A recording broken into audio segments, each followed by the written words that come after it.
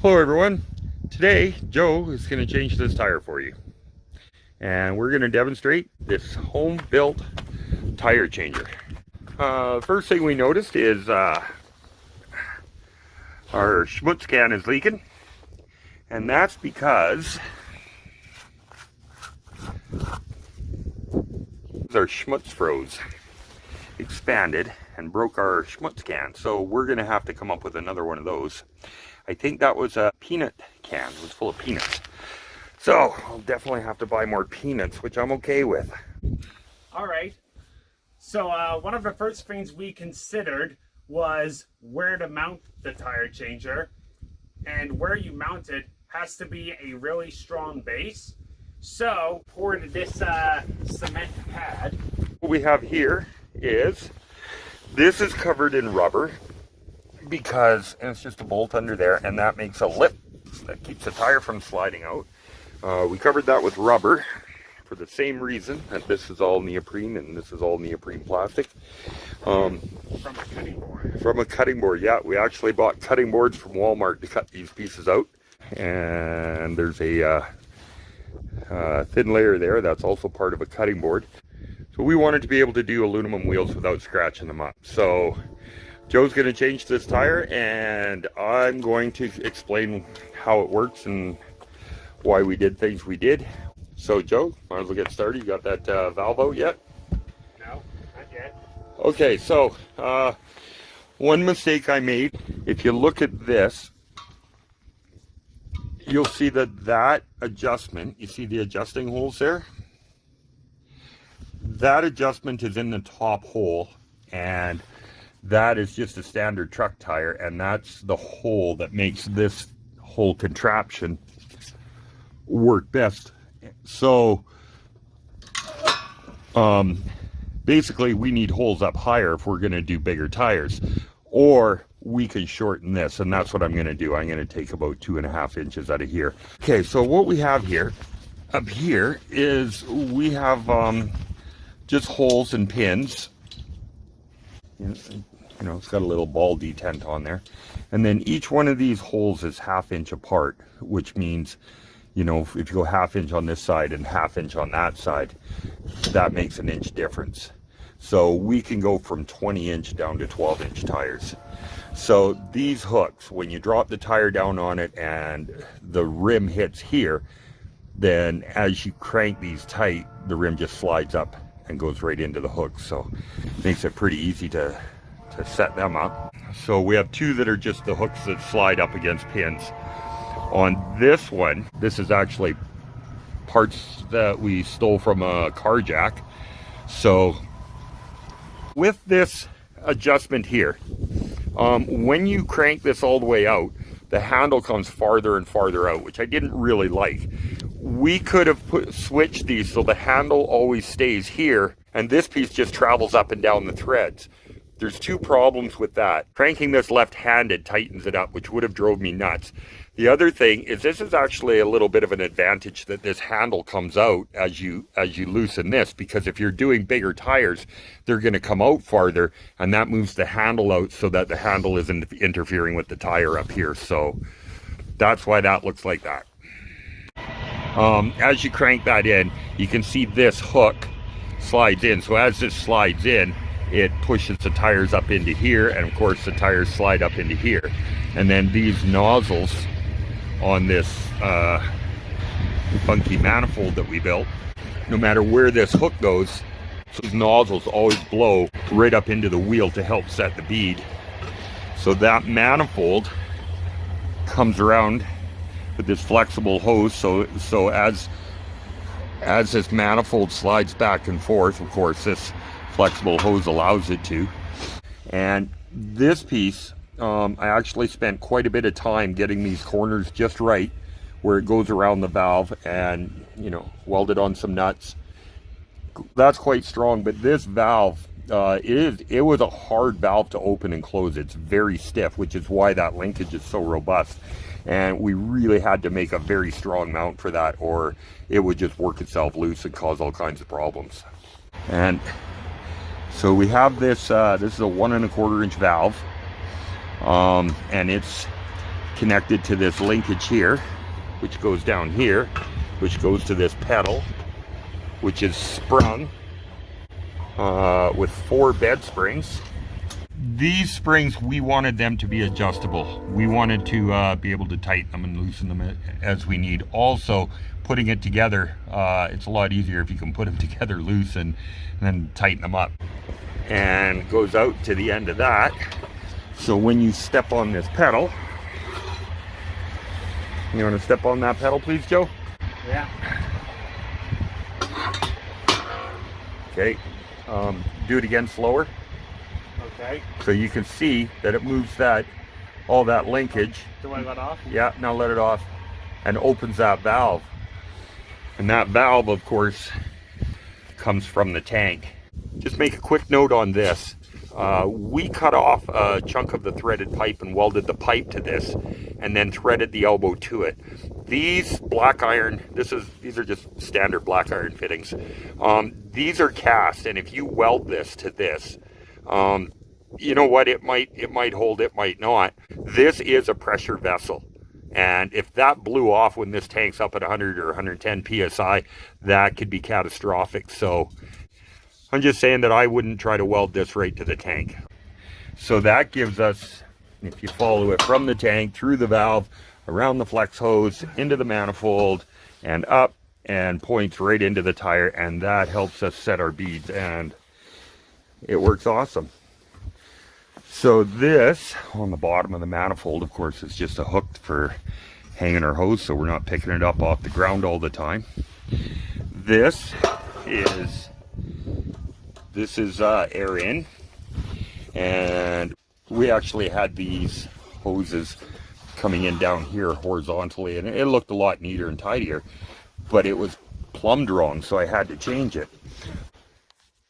This yellow hose comes from the compressor, and the way we have it is it's common to the tank, because this goes into the tank, and it's common to our air hose that goes to our gun. And that's important, because when we charge the tank, then we can shut that off. Now we have 100% air pressure going to our gun. Now when you set a bead, you want full force going in through the valve so that when the bead pops up, it's immediately has its pressure being increased. And that's what holds it there. And then as you get more and more pressure, it sets it in. But the way we had it before, when you step on the pedal and release this massive blast of air out of here, immediately the pressure in this tank falls dramatically. Well, so would the pressure in this line. You know, it may have worked that way. We never even tried it. Once I realized that that was like that, I changed it. So now what we do is we charge the tank, and then once the tank is completely charged, we shut that off, and then that leaves us full pressure on our gun and a charged tank ready to go. So this gun was another thing. We had a lot of trouble with this. In order to do this, you need, when you pull this trigger, air to go through this nozzle. And what we found with every nozzle we looked at is that the Schrader depressor inside there, not only does it press the Schrader into the valve to open up the valve and allow air in, but that Schrader pressed up on the button in here and opened this up to allow air to come through here. So if you take the Schrader core out of the tire, on every one of these nozzles we found, you couldn't get air to come out. Well, if you're setting a bead, you want the Schrader core out, you put this on, because you want full flow air through there. Schraders are horribly restrictive. So we actually took that little depressor out of there and drilled a hole in the center of it, almost all the way through, and by the shape of it, it allowed air to come in the side and out the hole. So, you know, I'm sure the tire machine specialty shops would probably have one that works that way, but we had to make our own. This is a moisture drain. Every tank or vessel that contains compressed air will accumulate moisture. This copper line is silver brazed to the lowest point of the tank. It looks like it's dry now. Okay. Have a look at the end here. And you can see how there's a half circle there. Wait. And the reason for that half circle is so that this bar can only go in one way. Inside the center of this bar is a piece of flat bar. And then every 6 inches is a 3/8 hole drilled on both sides and then filled up with welding that flat bar in place and then smoothed off. And the reason for this is when we were looking at tire changers online, this bar being bent was a really common thing. So with that flat bar inside this, on this axis, it's really, really strong. So by making this half circle here so that it can only go in that way, then that flat bar in there is straight up and down, which gives us tremendous strength this way. So when we're taking a tire off, I mean, use this bar for 3 things. You use it for breaking the bead, and then the knife end, you go around here and you pull it around. Well, when this knife is flat, so is the bar inside. So again, you're always pushing against the strength axis of that piece of flat bar that's inside. And then when you do this side, same thing. This pulls around this way, so you're pulling against the bar inside there being flat, which gives, you know, maximum strength. So far, we have not bent this bar. Basically, you start off by breaking the bead down here. This here, can you get a close-up of this, Joe? So this here is so that when you're breaking your bead, all that does is hold that up. You break part of your bead, you stand this up, now you can take your tire and you can manage it. And Without having to hold that up. Without having to hold that, you know, balance it on your head or whatever. So, I mean, it was a little busy and complicated, but because this is all adjustable and there's pins that stick out everywhere, we couldn't come up with another way for something to grab this that, you know, wasn't in the way all the time. Okay, so Joe's going to change a tire for us now, and as he's changing this tire, if there's anything I forgot to mention, it should show up.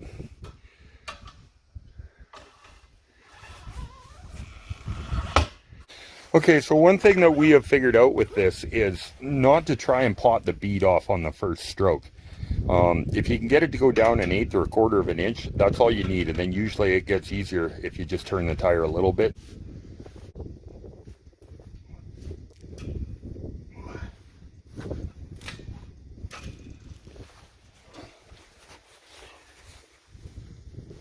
Yeah, you're off the bead. Oh, okay.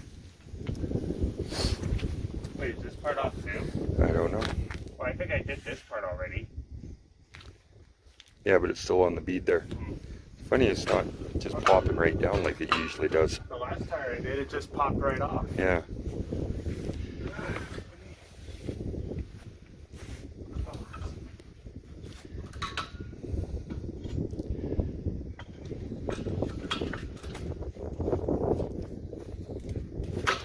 Yeah, now it's off. There we go. Yeah.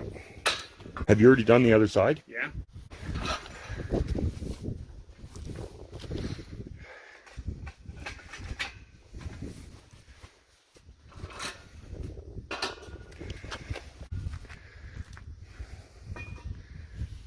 Perfect.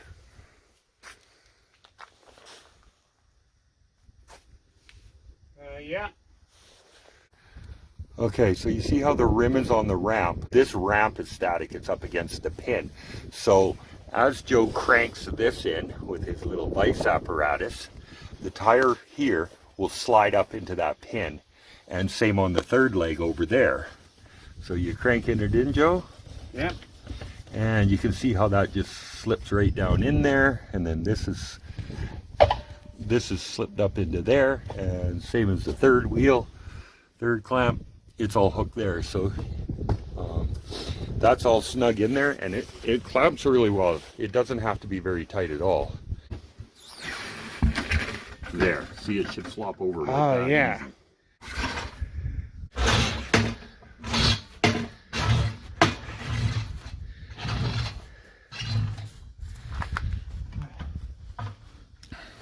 There we go.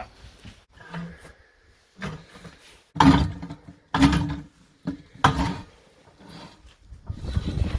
right.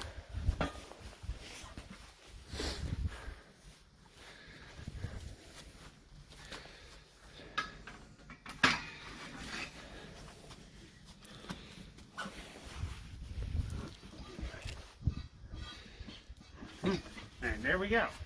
And there we go. Tire is off. So our Schmutz handle, I thought it was stainless steel, but I guess it was just chromed. I wasn't really paying attention.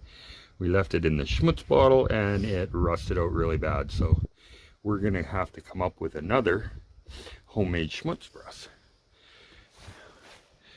Schmutz brush. We're going to have to come up with another homemade Schmutz brush.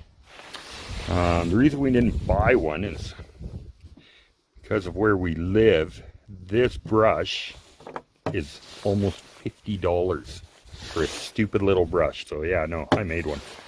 Okay, Joe. And of course, we're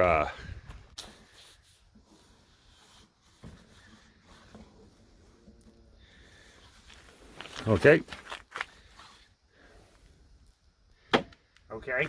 Next, what we want to do is we want to get these wheels, these little ones, and we hook them under this rim. This has a little spring here because it was when you're breaking the bead and taking the tire off, this thing flopping around was really annoying. So we put a little spring in there to do that. If I had to do this again, I would put these wheels in the middle. I thought it would help if they were dragging a little bit back, but it doesn't. And as you can see here, we had this thing dive in like that because we forgot to take a weight off once on a tire, and that's what happened. So for the most part, it works really well. But it would work better if this was centered. This swivels, and it has a stop there, so it stops that way, and then of course the spring gets tight, it stops that way. The reason this swivels is because when you put on different size tires, this angle has to be different for both of these wheels to engage properly. If that doesn't swivel, you could weld this on so that it was set for, say, an average 15-inch wheel, but then when you did a bigger wheel with a smaller diameter, this wheel would hit, this wheel would be away from the rim a bit, which means the rubber, when it comes around here, would have to stretch further because this would be away from the rim at this end, and of course the opposite effect on smaller wheels. So this allows this to engage properly with whatever diameter wheel size you have. The angle here, I don't know why, I've never seen that before, but when you see on a lot of the different tire changes, when people are pulling like this, one of the problems they have is this bar wants to flip over like that. Well, all you got to do is put a little bend in it, and then the pressure pulls and wants to keep this whole thing straight and level. So we just put these wheels under the edge of the rim, and just start walking around. Oh, and that's it. And walk around.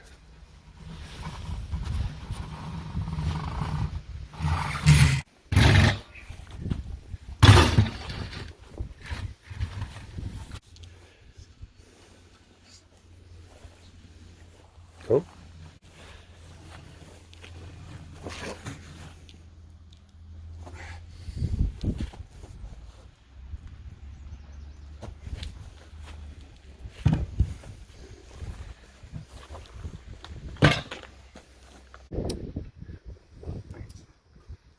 Yeah, we're good.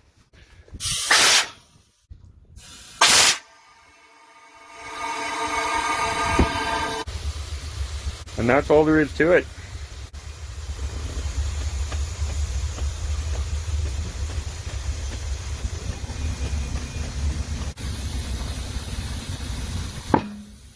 And there it goes.